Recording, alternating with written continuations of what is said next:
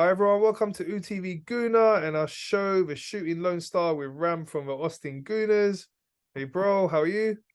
What's up, bro? Feeling good, feeling great. As I said when I logged on, man, weather's beautiful out here. Uh, Beautiful spring day, man. I can't complain. How are you doing? I'm good, bro. The weather's not so beautiful here at the moment. It's been a lot of Yeah, rain about, and it's not so hot at the moment, but it's only getting better next week. Hopefully, start getting some warmer weather. yeah, Yeah, bro, massive weekend it was. yeah. Huge game for us against Liverpool. We talked about how poor our record's been there and we're hoping to be able to turn that around, hoping to get the win. We couldn't quite get the win, but we did play really well, especially that first half was outstanding. All right, second half, you got to give them credit. They played really well. We dropped off a little bit. It was difficult. It's always difficult at Anfield, but overall, it was a good performance, a good point. What were your thoughts on the game? Oh, I think I can sum it all up in, one quick statement, and is like we should have won. We could have lost. And so I think the draw was deserved, or like I feel good about it, you know what I mean, at the end of the game. Like that's how I felt. I thought, yeah, even though we got those two goals in the first 30 minutes and we essentially dominated, like it wasn't necessarily even just a one-way street. It wasn't like we dominated everything and they didn't make any attacks on us. They did have a couple of chances in those first 30 to 35 minutes, but I thought we coped with it very well. And obviously, we scored early. We doubled our lead, and then the most dangerous lead I think you can have, right? A lot of people say it's that two nil lead, and that turned out to be the case. I think the longer that we needed that third goal, obviously, right? Like I just kept saying, like we need another one, because I felt like they were going to score their second. It was just a matter of time. And by the time that they did it, it was just so disappointing because we had held out for so long. We were up 2-0. But at the same time, like it's Liverpool at Anfield. The last time we had beaten them was in 2012 or something like that. So if again, you kind of want to put it in perspective. Yes, in the moment, like it sucks. You want to walk away with the 3 points, especially with how tight the race is. But again, you keep looking back at the beginning of the season, and we were kind of like pinning our hopes on Champions League, and just kind of what we did this year before against Liverpool. If we were to say we're going to get 4 out of 6 points against them, uh, that would be like, oh, that's incredible, right? Like 4 out of 6 points when we got, when they did the double on us every year, and they're just, they're the team that always dominates us. Um, it was it was bittersweet, right? It's tough to take a draw. It definitely feels like a loss, but at the same time, it's it, it I was really impressed and really proud of this team because, like, just the way they handled the adversity, and the way Aaron Ramsdale stepped up, and at some point everybody has to step up and do their thing. And for a long time it's been our attackers, it's been the mid play, sometimes the defense, right? And Aaron Ramsdale answered the call, and there were points, like I said, when I said at the beginning, like we could have lost. um Liverpool had some incredible chances, uh that you rewatch and you're like, I don't understand how that didn't go in. And then you like, well, we got Aaron Ramsdale, man, and he really stepped up, and you got to give him credit for it, because when we needed him, he answered the call, and um, it's because of him that we walked away with the point, because we could have easily been so heartbroken with the 3-2, even maybe a 4-2 loss. So you kind of just dust it off and just keep on moving. Yeah, bro, definitely a case of mixed emotions. We say a record at Anfield, you say a point there is really good, but when you're 2-0 up, and then especially because not get the equaliser until so late. You know, it was 85th, 86th minute. So it was looking we were so close to getting that victory. But all credit to the team. We saw again. We talked about how we've gone to these difficult away grounds all season long. The likes of Tottenham, Old Trafford, even though we lost that one, the difficult games like Brentford, Crystal Palace, and we just go dominate, shut the other team down, create chances, and we did all of that at Anfield. First half was outstanding. The way we started, Martinelli, he was on fire, got the goal, got the assist for Gabriel Jesus. He also played so well. A lot of great runs from him, hold up play, tracking back, that no look pass as well. It was a brilliant first half performance. Yeah, and even as I just said that they could have easily won, we could have turned in a 3-2 victory as well. That save that happened, that sequence at the end where I think it was Konate, I think that's how you say his name, had that shot in front of goal, and Ramsdale somehow saves it, and the bar went crazy. Tell you what, at the tavern it was so loud, and then he flicks it out, and then Trossard does that back heel to Martinelli, and Martinelli, if just had a little bit better touch, gives it to Bukayo Saka. You would think he was going to put that away, right? And maybe a little bit too much weight on the ball, and the goalie comes out to pick it up and knock it out of the way and kind of kill that attack. Um, we had chances at the end to win, and as you said, yeah, man, uh, you got to take away, those first 30 minutes in the first half and just be really impressed with the way we performed at Anfield, at a grounds that has been an absolute terror for us. It was a terror for us last year. We didn't do very well at all. And essentially the same team with a few new additions. We just saw how much that they kind of stepped up to the plate, man.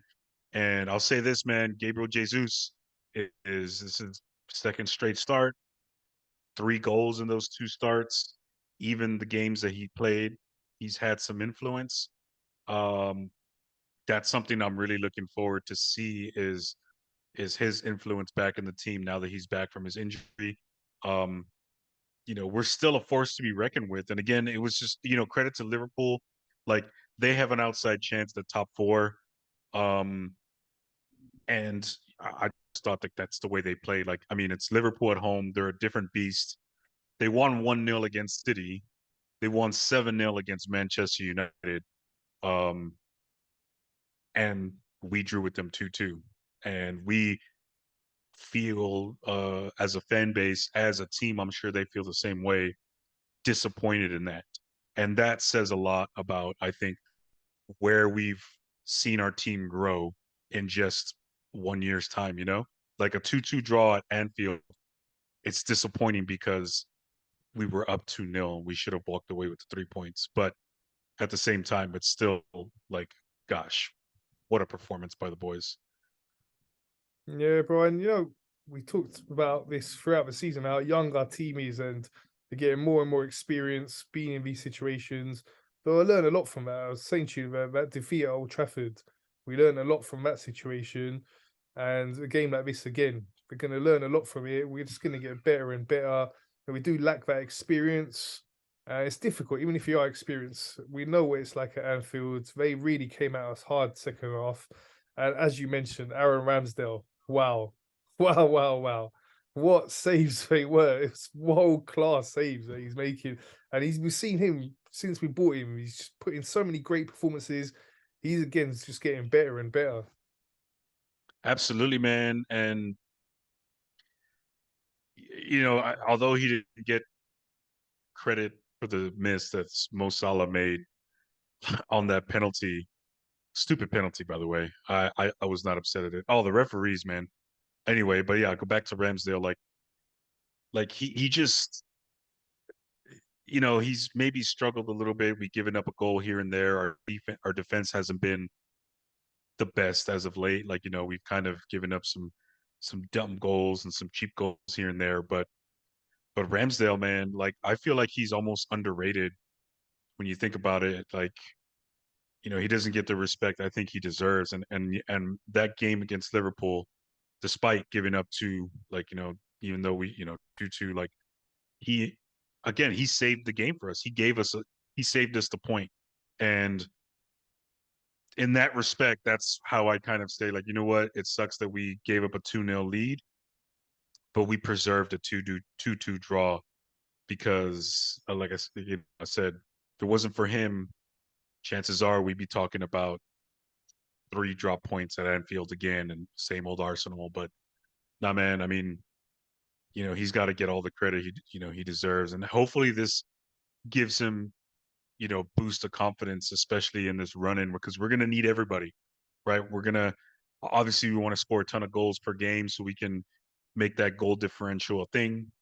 But, we're going to need every game looks like we're playing against a team that's either going to be fighting for their lives in the relegation battle or trying to get top four, or in the case of City, like they're our direct title rival. Like, yeah, we're gonna need everybody on board. And not that we haven't had everybody on board, but I feel like Ramsdale just kind of like that was him showing up like, hey man, like we're good. I got you guys back here.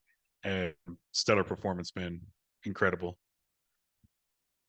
Yeah, bro, brilliant. It was one hell of a game, we've got to say. Like, we talk Hmm. about exciting games. That game had so much drama in it. Just that end last few minutes. There's also that Gabriel header. Hmm. Yeah, he could have made it 3-1. Either side of a keeper there, that's a goal. So that was a good chance. I mean, as you mentioned, the chances they had, and then the one we had where nearly Martinelli got the ball through to Saka and he would be through on goal. So yeah, real end-to-end game. Great to watch. It was a bit draining, as we're saying, for us, being 2-0 up, the emotion of it right at the end to come away with a draw. But we don't know, is that going to be a point gained or 2 points dropped end of the season when we see the table? You're going to get these situations. We've got that Brentford situation where I'm Oh still yeah. about you're talking about referees Yeah. and the dodgy penalty they gave. We also saw in the Brighton Tottenham game, like what's going on there again with VAR? They apologising the next day. They done it to us in that Brentford game, costing us possibly 2 points there. We forgot to draw the lines. We should have given a penalty. What is all of this? VAR is meant to be there to correct mistakes that referees make. You can understand referees making mistakes in a split-second decision, but for VAR to be making mistakes when they got all the time they need, all the review, replays, different angles, they've got to have better protocols and making sure these sort of errors are not happening and better training. It's just unacceptable Absolutely. on. Yeah, and I would even say like it's almost insulting to like come out the next day that like they did with us and what they did with Brighton and said, "Oh, like our bad, we made a mistake." Like, like what am I supposed to do with that apology? Like, what are we supposed to do with it? Like, you're not going to give us the points that we deserve. We can't replay that penalty. I remember that my first impression at the bar, like when I was talking to somebody, I was like, they might as well have just like wait till the end of the season and then come out with some kind of end of season review and then just revealed all the mistakes they made. Now that's going to be just as bad as well, but like again, as you said, like the whole reason for your existence, your entire job is to get the back of the officials. And if you are saying, "Oh, well, we forgot to draw the lines," or yeah, again, that should have been a penalty. Like, what do you mean that should have? Like, you're right there. You're the one that can see all the reviews. You can slow it down as much as you want. You do it. Like, just fucking do it. And it's just insane that the best football league in the world has such dodgy, sketchy refereeing. And that's the only thing, man. Like, I want whether we win or lose the title, like whatever happens in the next 8 games, I just don't want it to come down to, oh, we got a bad call for us or a bad call against us, because then that just makes it worse. Like if you lose or win fair and square, like well, more so the losses. Like if you lose fair and square, fair enough. You tip your hat to your opponent, you move on. We just weren't better on that day. It is what it is. All the cliches, just whatever. But if you lose because there's just this one call and it just looms, kind of like with Brentford, though as the weeks go by, it continues to sting. And for me, at first, I was like, it's whatever. It's one game. But then every week, you kind of still look back and you're looking at the table like, where could we have been? Like, what's going on? Like, oh man, and that's just if we would have walked away with so many ifs, and the if is just like such an annoying thing to have to do. But like I said, all I can do is hope that we can just handle our business, and just like we've been doing, and despite our feelings that we get the short end of the stick sometimes, um just hopefully we don't get into those razor thin margins where a simple call can just destroy everything that we build up to this moment, because that would be the real tragedy. Again, I'll say it again just to finish off, like, whether we win the title, whether we lose it, like, I just want it to be fair and square, and that's all I want, man. Yeah, they really need to look into this whole VAR situation. As I say, more training, some sort of protocols to make sure they're not missing things. Like, how can you forget to draw lines? Like, come on, that's just ridiculous. And if you keep performing badly in any job, you're held accountable. You can't just say sorry and then keep doing it. Like, there has to be some things done about this. It's just not acceptable. As you said, we want it fair. Don't want controversy and referee decisions to cause issues in this title running. So let's talk about the title race overall now, bro. So we saw that Man City had won their game before us on the Saturday against Southampton, beating them 4-1. That was a close first half in that game. Southampton did play well, but then City did manage to get the goal right at the end of the half, and then they went on to dominate the second half. They are flying at the moment. We were saying in last week's show, they had won their last couple of 8 games before the international break 6-0. They had beaten Liverpool 4-1. They won again 4-1 away to Southampton. They're just beaten Bayern Munich yesterday 3-0 in the Champions League. Haaland keeps scoring. They're in top form. And it just shows how well we're doing. I've heard a lot of talk about everyone saying, City are having an off season. But come on, are you not seeing how they're playing and what they're doing and looking at the league table, like how many points they got, how many points we got? People respect on how many points we got to be ahead of a great team like this who have won the Premier League so many times recently, getting record amount of points. People need to put a lot more respect on how well we're doing. But yeah, I wanted to ask you your thoughts on the title race overall now. Yeah, man, the last 8 games, they've scored 37 goals, and that includes some FA Cup matches, the Champions League, the second one at least, because the first one against Leipzig, they went 1-1 draw.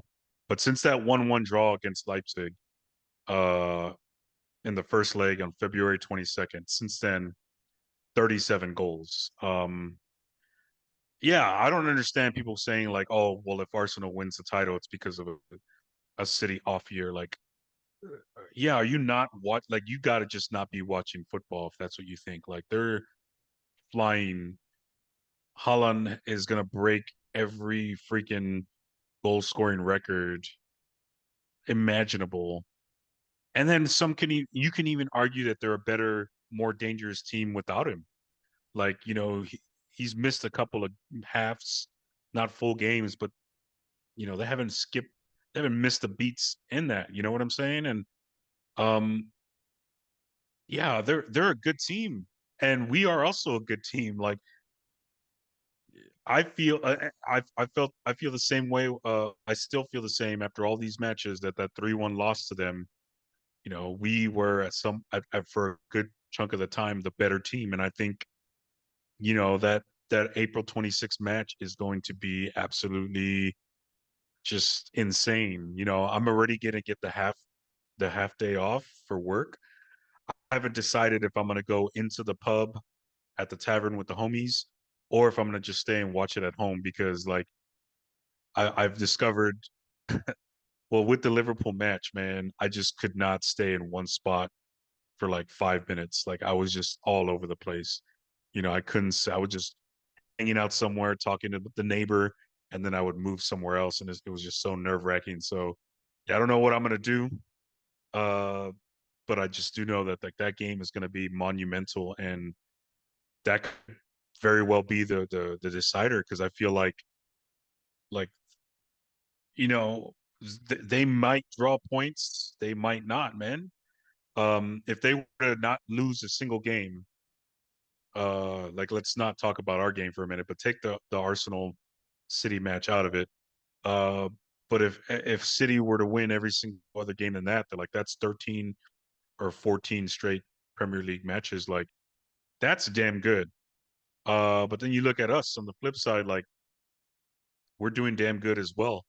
And if we were to win, like even though we just drew 2-2 against Liverpool, like we're still on an 8 game unbeaten streak, right? So we haven't lost since the match against City. Um, I mean, you can count the Europa leagues, but I mean, we're out of that competition. That doesn't really matter. We've bounced back, so it is what it is with that. But if yeah, Premier League only 8 game 8 game unbeaten streak. So we're flying too, man. So it's gonna be. We just have to keep. I think Bukayo Saka came out and said something and just was like we got to just take care of what we got to take care of, and you know, West Ham is up next. So that should just that's it, right?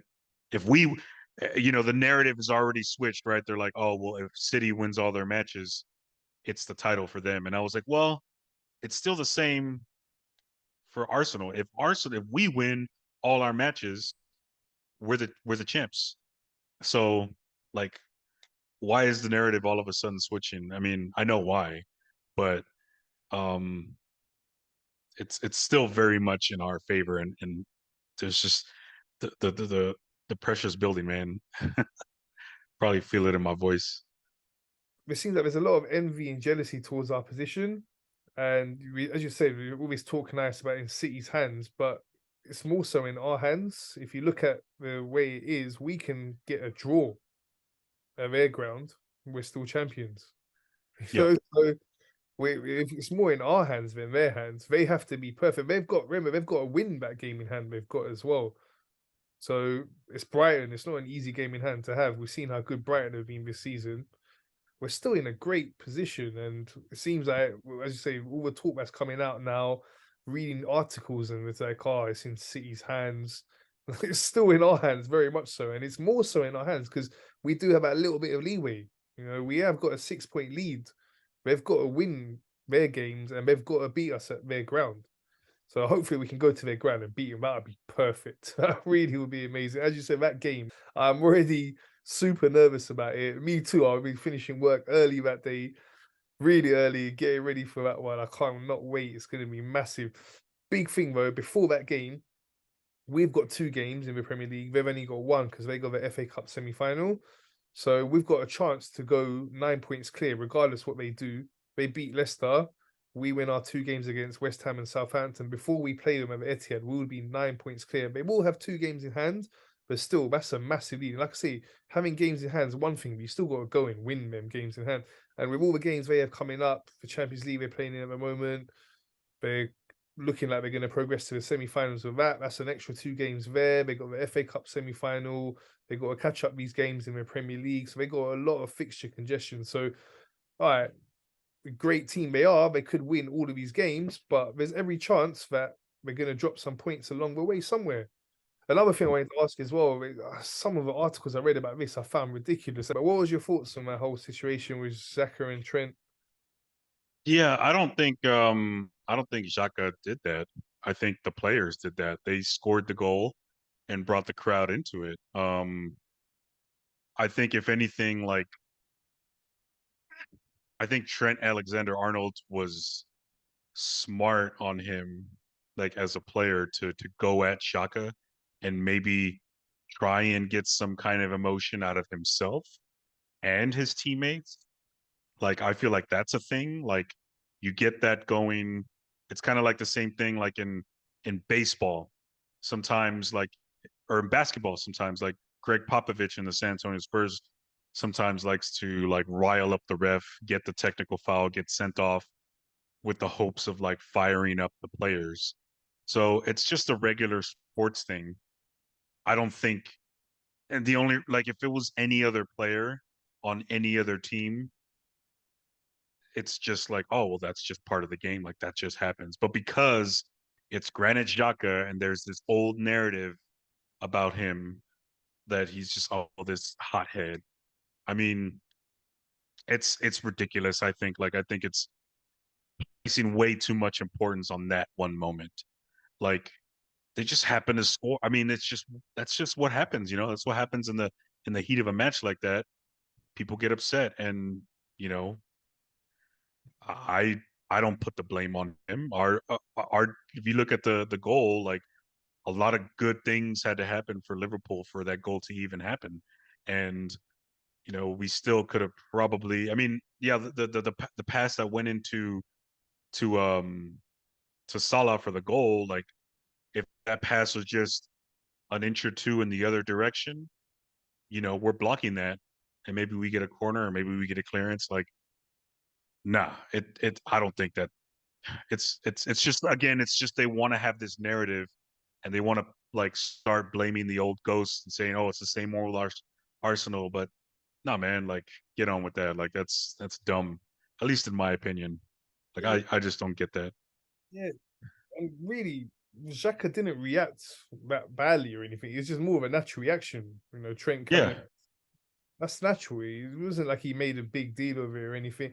But what was impressive from Xhaka's point of view is he got booked with it, and he kept his discipline for the rest of the game in a high intensity game like that, and didn't get a second yellow, which he's been a lot better at this season. All credit to him. He's really worked on that side of his game. But just trying to, as you're saying, pinpoint any little thing to try and put something negative over us. But we're doing our thing. We're flying.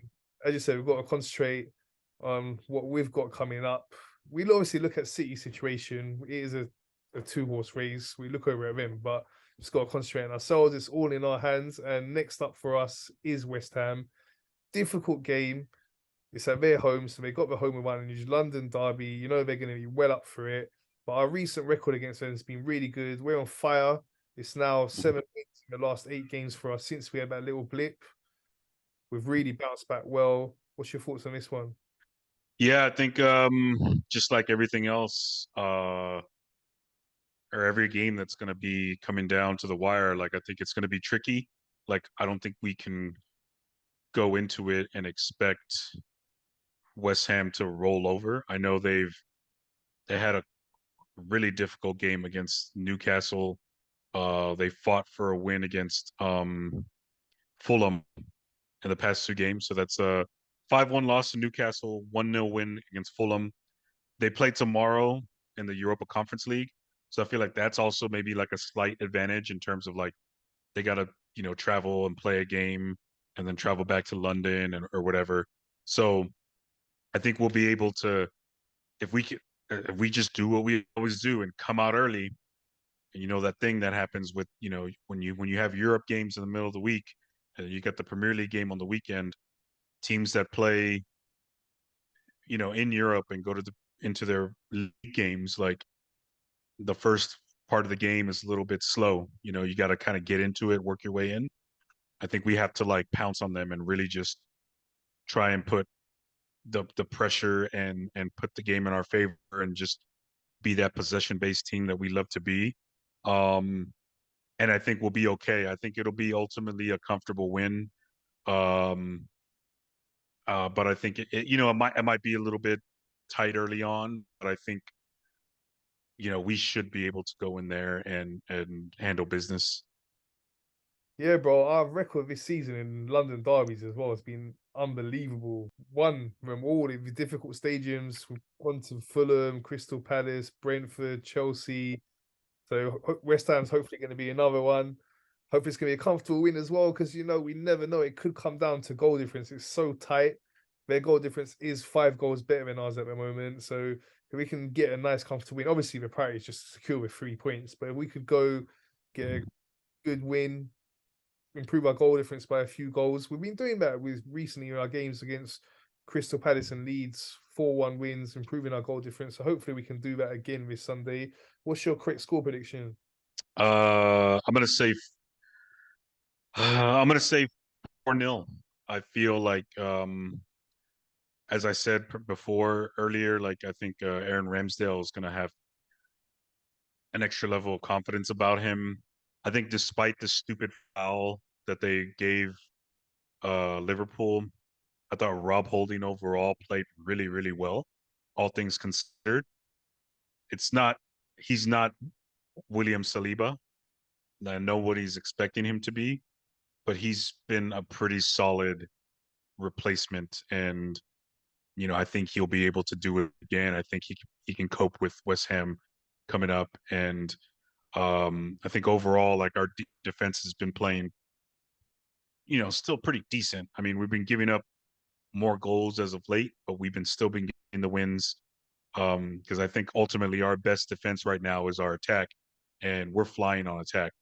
Um, like I said, even in the past couple seasons when uh when Jesus was at City, he had this knack for getting hot toward the end of the season, man. So kind of hoping he starts doing that again. And what an incredible problem that we have with Reece Nelson, Leandro Trossard, Gabi Jesus, and Ketty is back, and then Martinelli and Saka. Like we've got six guys. We're too deep at each position, and like that's a good thing to have, right? Going into the run in. Like for now, like that's incredible. And I think, any kind of lineup, we're gonna be fine. So we'll see what happens, but I feel like, we're gonna get a 4-0 win easily.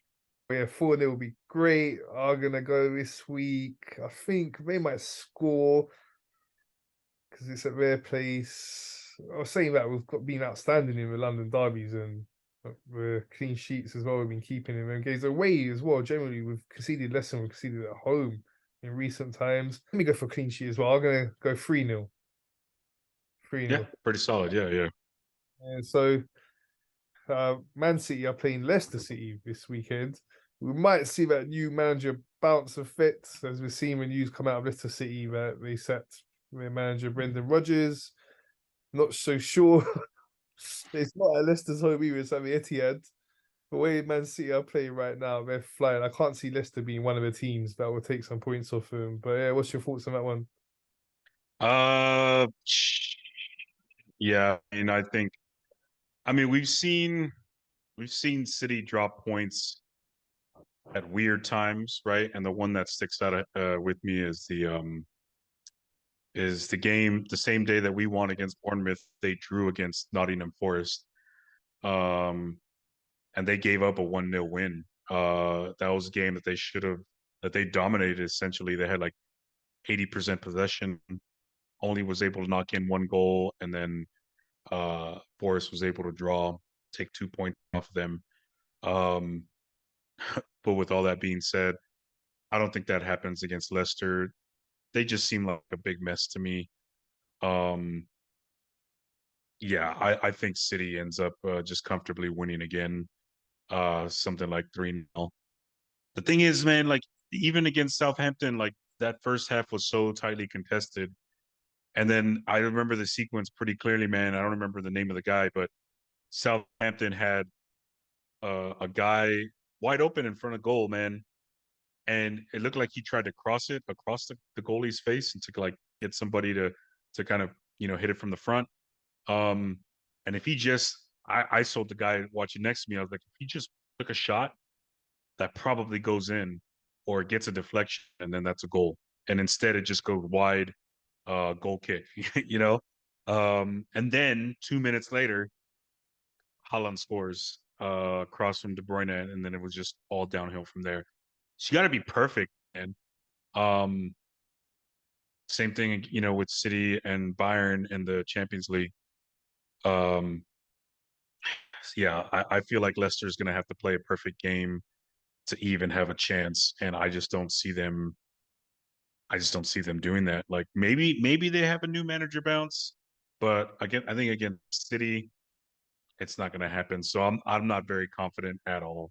I'm gonna say, yeah, I'll say it's 3-0 in favor of City. Okay, result yesterday because they got such a comfortable win over Bayern Munich. I don't see them resting too many players on the weekend. Yeah. If that was a tighter game, you might have seen Pep be like, "All right, we need to prioritize the second leg. It's away at Munich. It's a close game." But now them having such a comfortable lead, I think they're going to probably play more or less a full strength team. So yeah, I don't think Leicester will get anything at all from that one. I'm going to go for 3-0 in that as well. So just to finish with this week's show, get some more correct score predictions for some of the other games in the Premier League, key games. So Aston Villa have got Newcastle. Oh, Aston Villa's flying too, man. Right, relegation battler, and then now they're like what, sixth place or something like that. They're up there. They're playing pretty well under Unai Emery.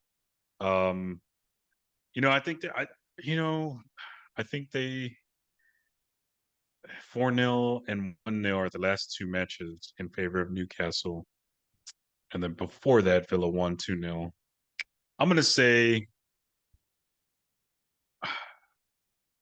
I'm gonna call a Villa upset. I'm gonna go 2-1 for Villa. It's at Villa Park.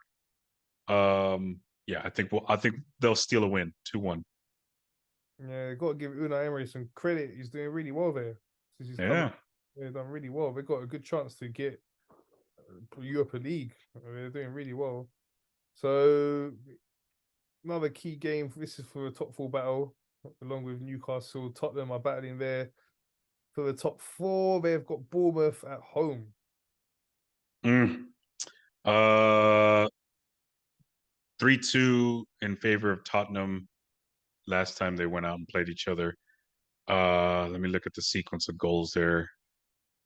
This is the one that they came down from 2-0. That was actually very disappointing to watch. Um, yeah, I don't think Bournemouth has it in them to challenge. Um, yeah, they seem to be not very impressive at all. I think Tottenham wins, but it's an ugly game because Tottenham aren't very good looking as well either. So it's gonna be like 2-1 in favor of Tottenham. Okay. I think Bournemouth, though, have picked up their form recently. They gave us a hard game here. Yeah, that's true. They've been playing quite well recently. Key game for top four and for relegation. That relegation battle was so tight as well. The amount of teams Yeah. close. Another key game of the weekend for relegation and the top four is Nottingham Forest versus Man United. Hoo-hoo. Man United looked kind of decent in their last outing. I forgot who they played, but yeah, Nottingham Forest. Oh yeah, that game will happen right after us. Away, right at Forest grounds, City Ground, I guess that's what it's called. Um, and what's his name? I don't know if he's back. Casemiro. I think it's going to be on depending on if Casemiro's out. Oh, Marcus Rashford is out too. Oh boy, you know what? I'm going to call it right now. I think Nottingham Forest with the upset. I'm going to go. You know what? I think it's a draw. I think it's 2-2. We'll go with that. I'm looking at Nottingham Forest injury list, and they have like basically 11 injuries. So they've got a lot going on over there. Uh, but also, I think United, without Casemiro, they don't look very good at all. They're also missing Luke Shaw, and Rashford is kind of doing the Ronaldo thing where is covering up a lot of issues by scoring goals. And I think United have been a very lucky team this year. Um, so I think it's going to end up being like a 2-2 draw or something like that. Not as pretty as ours for sure. Yeah, it's so nice that we don't have to worry ourselves with a top four battle this season. We're in the Yeah. title race, and it's been so long since we've been in the title race. It's just a special time to enjoy.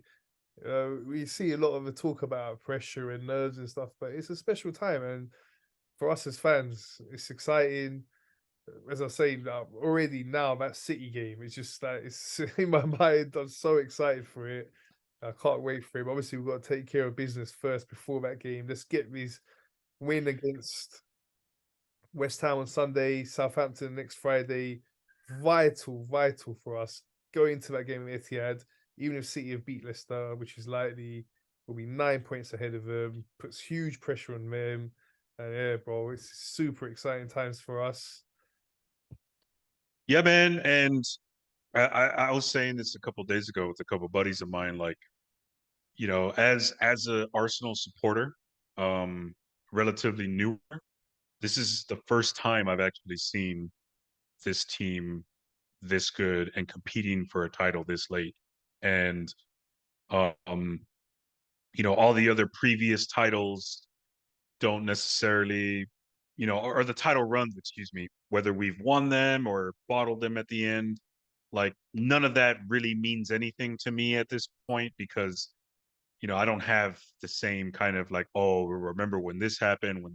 Like I can go back and read about it, but I didn't experience it. And for me, this is basically my first time experiencing like a title run by my team that I'm supporting.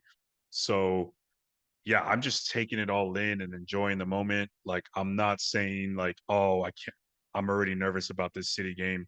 When I think about it, yes, I am. But what I don't think about it, it's fine. Like as I was telling you on WhatsApp, like with the Liverpool match, like during the week, I'm not even like thinking about it. And then like Friday, I'm like, oh shit, like it's coming. And I'm just kind of thinking about other things or just kind of just enjoying all the talk. And for me, it's really exciting and yeah, for now it's just like, hey man, I'm just looking forward to Sunday morning, waking up and watching my boys go against West Ham. And then after that, however that happens, then it's like, all right, let's worry about Southampton. So just one week at a time, just like the players do. I'm doing it as a fan, and yeah, man, just enjoying the moment, and it's been really great. And regardless of what happens, um, I'm just gonna ride with the moment, man, and enjoy it.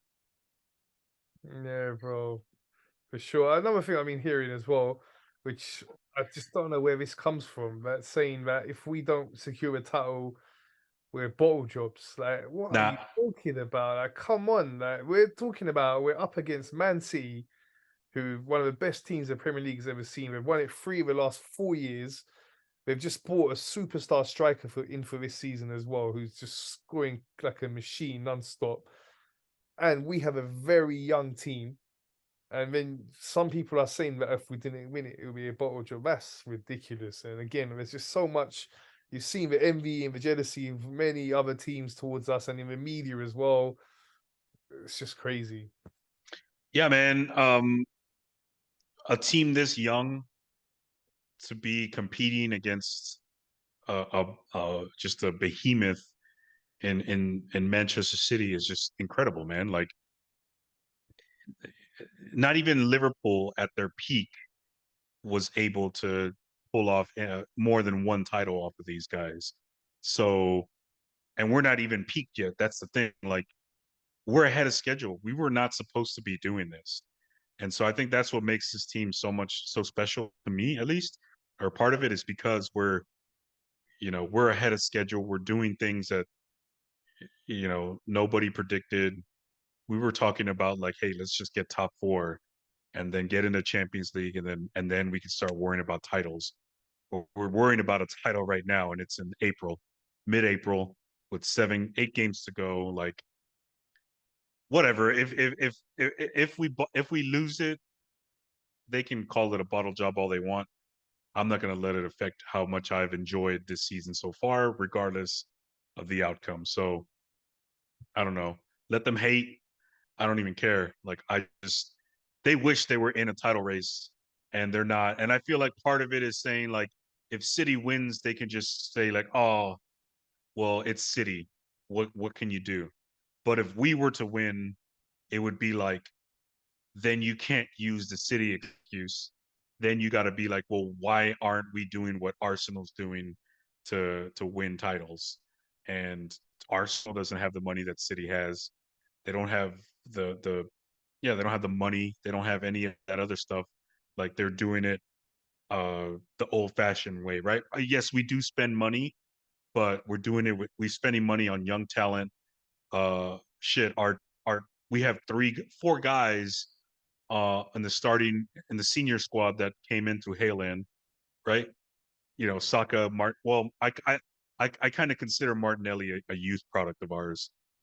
We got Reese Nelson, we got Eddie Nketiah, we got Bukayo Saka, we got Martinelli, we discovered when he was a youth kid. So like, yeah, man, we're doing this the right way, and if we were to win it, it would just destroy a whole bunch of narratives that a whole bunch of other teams are using as excuses why they're not advancing. And I think that's why they're rooting for City to win and trying to turn that narrative into, oh, it's going to be a bottle job, or oh, Granit Xhaka, same old guy, messed it up for Arsenal, or as soon as the clock hit, uh, 90 minutes on the 2-2 draw against Liverpool, it was like, well, if City wins all their games, the title's theirs. Like automatically just turning their backs, and I'm like, come on, man, like this is far from over.